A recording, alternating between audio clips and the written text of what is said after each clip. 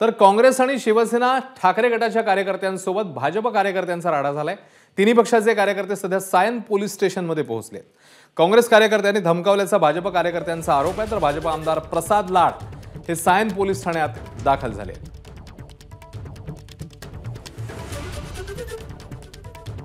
सुशांत सावंत आपल्याला सांगतील नेमका काय प्रकार घडलाय। सुशांत, नेमका काय प्रकार घडलेला होता आणि पोलीस स्टेशनमध्ये आता काय नेमका कोण कोण पोहोचले? अश्विन, आपण जर बघितलं असेल तर एक बूथ लावण्यावरून खरं तर दोन्ही कार्यकर्त्यांमध्ये बाचाबाची झाली आणि त्यानंतर हा वाद जो आहे तो विकोपाला गेला आणि आता हा वाद जो आहे तो पोलीस स्टेशनला गेलेला आहे। यामध्ये काँग्रेस, शिवसेना, उभाटा गटाचे कार्यकर्त्यांसोबत हा भाजपच्या कार्यकर्त्यांसमोर जो आहे तो राडा झालेला आहे आणि तिन्ही पक्षाचे कार्यकर्ते आता सायन पोलीस स्टेशनमध्ये पोहोचलेले आहेत।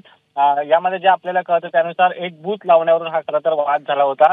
उभाटा गटाच्या कार्यकर्त्यांकडून आणि काँग्रेसच्या कार्यकर्त्यांकडून भाजपच्या कार्यकर्त्यांना आक्षेपार्ह भाषा वापरली गेली आणि त्यामुळे हा राडा जो झाल्याचं आपल्याला कळतंय। त्यामुळे आता भाजप आमदार प्रसाद लाड असतील, भाजपचे आमदार कॅप्टन तमिल सेल्वन असतील, हे आता आणि कालिदास कोळंबकर सायन पोलीस ठाण्यात पोहोचलेले आहेत आणि पोलिसांकडे आपलं म्हणणं मांडतायत। अश्विन, धन्यवाद सुशांत या माहितीबद्दल।